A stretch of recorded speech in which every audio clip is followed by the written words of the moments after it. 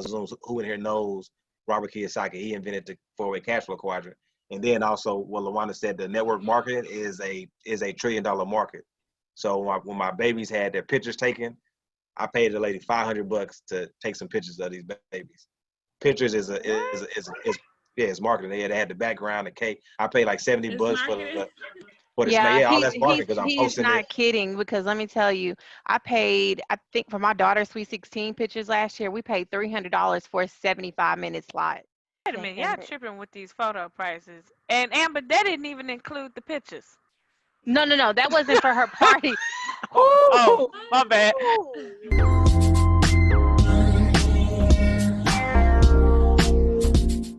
Rich Dad told him if he was gonna fail or go broke, he needed to do it before 30 because he had time to recover. So what were you all taught about failure growing up, and how different would your thinking have been had you been encouraged to fail or make mistakes? Because I feel like we're all kind of held like to a high standard growing up, right? You want to get good grades, you want to get the best job, you want to go to college. So, how might your life or thinking had been? think we would have all been a lot further ahead than what we are currently if we was exposed to that way of thinking.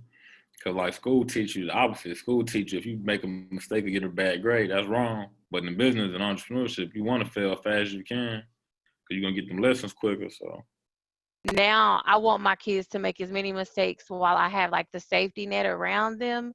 And I think it's because I didn't have that now I want to be like that guard for my own children. Fear and rejection are the main reasons that a lot of people are not successful. So, to everybody, do we agree or disagree? And I guess, Lance, my first question to you is, what is Forex, and what common fears do you see when you talk to people about Forex? And, what are they like? But what about this or that? people like being more comfortable in a situation that they don't like than taking the risk and trying something different and being rejected if it don't work. They think that's a better situation than staying where they are. So, which is a backwards thinking. Very backwards. You see that in work situations, in relationships. People be like, "Oh well, at least I got somebody." Like, what? Right. I mean, I definitely agree too. I think people take the no's personal. So it's like, well, this person told me no, so I'm not gonna go ahead and, I'm not gonna try again because it's gonna be the same no. But if you keep getting those no's, eventually you're gonna get those yeses. The Forex it stands for foreign exchange.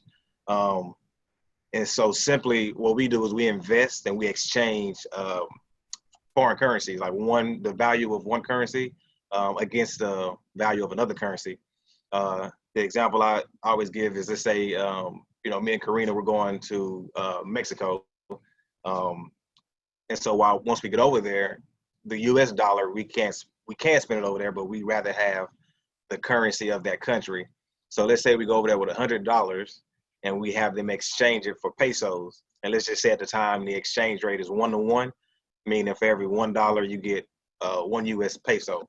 And if you all know, like the value of one currency is always different from the value of another. So let's just say at that time the exchange rate is 1-to-1. We stay there a week. We touch down over there. We win some kind of all expense paid vacation to where we don't have to spend any of our money.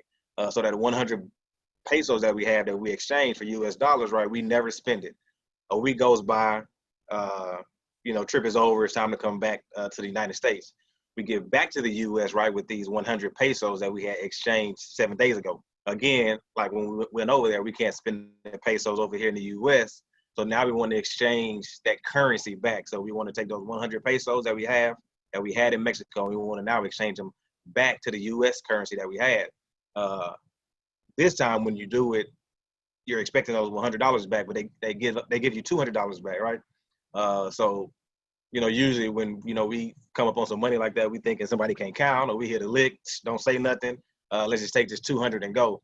But what actually happened was during those 7 days, the value of the U.S. dollar rose against the value of the peso. So now the value for every 1 peso equals to $2 US. And so we started with 100, right? Gave it to them, gave us 100 pesos back. 2 weeks later, we doubled our money. And that's essentially what the foreign exchange market is. I just gave you two currencies, the US and the Mexican peso, but every single country has their own form of currency. And we have access to these currencies electronically now, right? We can exchange it. And I said 7 days, but the market fluctuates like every second. How profitable is it just from like you say, you're receiving a code standpoint? Let's say you don't like deep dive into it and try to build a team and all that.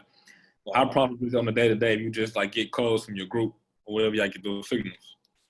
When I first started, I was just taking every single signal. I was plugged in. I started making like $20 a day. It slowly grew that 40 kind of over time. I had my job. Again, I'm invested, so I understood, coming into it, that you won't get rich quick. If you attempt to get rich quick, that's the fastest way to lose money, right? So you want to come in, and I love to teach proper risk management, because I've seen people come in and, like I said, I hit $300 that first day. I was up 300. The third day, that fourth day, I lost 150 of that, right? So I stopped. I cashed out $100 just back to my bank just to make sure it was real, because I had never made money that fast, in something so new. And so then, right, let me show you. So I like to teach proper risk management. If you're looking for $1 million a day, if you're looking for $1,000 a day, it's not for you. But if you're looking to invest and slowly build your account, this is a great opportunity for you. There will be some days where you hit $1,000, $500, $300, right? You get excited, but you always want to maintain